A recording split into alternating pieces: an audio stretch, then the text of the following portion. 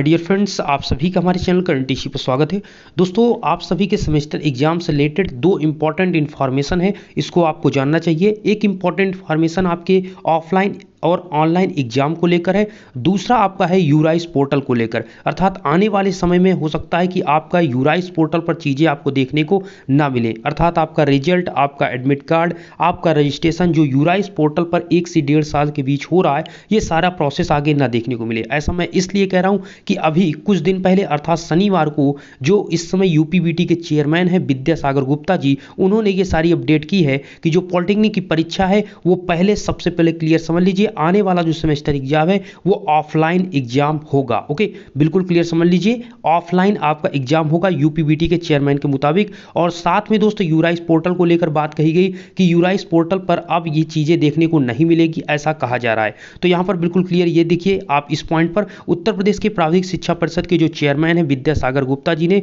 शनिवार को अगले वर्ष के प्राविधिक पॉलिटेक्निक परीक्षाएं ऑफलाइन कराने की घोषणा की है। अर्थात आने वाला जो सेमेस्टर है वो ऑफलाइन होगा। इसके साथ ही परिषद के कार्यों में यूराइस पोर्टल के हस्तक्षेप को खत्म करने की बात कही। कहने का मतलब दोस्तों, आप सभी को पता है कि यूपीबीटी की ऑफिशियल वेबसाइट है btup.ac.in, उसकी ऑफिशियल वेबसाइट ऑलरेडी थी। तो इनका कहना है कि जब ऑलरेडी वेबसाइट थी तो उसके अलावा यूराइस पोर्टल पर क्यों रिफर किया गया। और आपने देखा कि 1 से 1.5 साल के बीच कितनी दिक्कतों का सामना करना पड़ा, अर्थात यूराइस पोर्टल पर चीज़ें बहुत ज़्यादा क्लियर नहीं हो पाती थी, बहुत दिक्कत होती थी, कभी आपका रिजल्ट नहीं दिखता था, मतलब साइट पर प्रॉब्लम हो जाती थी। तो इसी को लेकर यहाँ पर विद्यासागर जी ने कहा है कि एक बैठक हुई थी 30 सितंबर को, जिसमें सभी सदस्यों की सर्वसम्मति से निर्णय लिया गया था कि परिषद में यूराइस पोर्टल के हस्तक्षेप को समाप्त कर दिया गया है। अर्थात अब यहाँ पर यूराइस पोर्टल का कोई भी काम मतलब यूराइस पोर्टल से कोई काम नहीं किया जाएगा, ऐसा यहाँ पर चेयरमैन के मुताबिक कहा गया।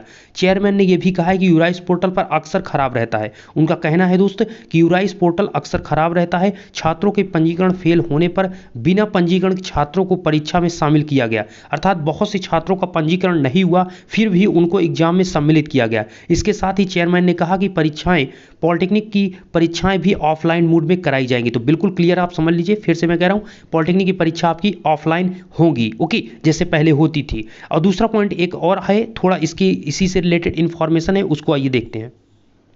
जिस यूराइस पोर्टल की मैं बात कर रहा हूं वही चीज़ यहां पर अपडेट है दोस्त, बिल्कुल क्लियर आप देख सकते हैं। वो 23 अक्टूबर का था और ये 24 अक्टूबर को ये अपडेट हुआ है। आप यहां पर देख सकते हैं, आप यहां पर बिल्कुल क्लियर देख सकते हैं कि आपका 24 अक्टूबर को है, ठीक है। ये अमर उजाला पेपर में पब्लिश हुआ है लखनऊ में, ठीक है। अब इसको मैं आपको क्लियर यहां पर देख सकते हैं, न्यूज़ डायरी में ये साइड में पब्लिश हुआ है।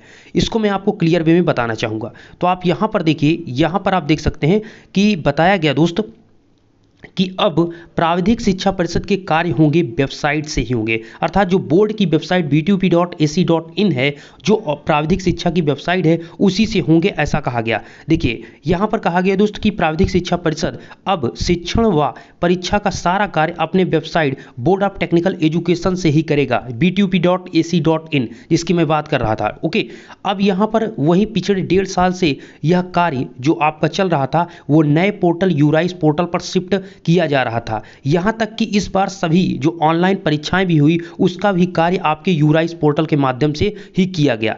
पहले से बोर्ड का पोर्टल होने के बावजूद पोर्टल का लॉन्च करने का परिषद के चेयरमैन व भाजपा के जो पूर्व विधायक हैं विद्यासागर गुप्ता ने इसका विरोध किया। उन्होंने कहा कि नए यूराइस पोर्टल पर सारा शिक्षण कार्य शिफ्ट किए जाने के से परिषद की गोपनीयता भंग होगी। और उन्होंने कहा कि उन्होंने ये भी कहा कि नए पोर्टल को गैर कानूनी भी बताया। कहने का मतलब यहाँ पर दोस्त सिंपल सी बात ये है कि जो आपकी ऑफिशियल वेबसाइट बीटीयूपी की थी, तो बीटीयूपी की ऑफिशियल वेबसाइट होने के बावजूद क्यों यूराइस पोर्टल पर शिफ्ट किया गया, इसी को लेकर मुद्दा है। और अब यहाँ पर ऐसा कहा जा रहा है कि आगे से आपका प्राविधिक शिक्षा की जो ऑफिशियल वेबसाइट है वहीं पर सारी चीज़ें देखने को मिलेगी। अब आगे की जैसे इन्फॉर्मेशन आएगी, आपके कॉलेज में नोटिस आएगी, चीज़ें होंगी। अब अगर अपडेट आपका यूराइस पोर्टल आपका काम जो कर रहा है वो करेगा, लेकिन ऐसा कहा जा रहा है कि बीटीयूपी की ऑफिशियल जो वेबसाइट है जैसे पहले होता था वैसे होगा। मैंने एग्जाम से बात आपको क्लियर किया कि चेयरमैन के मुताबिक आपकी आगे की परीक्षाएं ऑफलाइन होगी। तो प्रिपरेशन आप करिए, कैसे, जैसे ऑफलाइन में कॉपी को आपको लिखना है, इस चीज़ का आपको ध्यान रहे। तो आप डीप से चीज़ों को पढ़िए कॉन्सेप्ट के साथ, जिससे पेपर आपका अच्छा हो। उम्मीद करता हूँ वीडियो से आप समझ चुके होंगे मुझे जो बताना था यूराइस पोर्टल को लेकर और साथ में आपको ऑफलाइन एग्जाम को लेकर। धन्यवाद।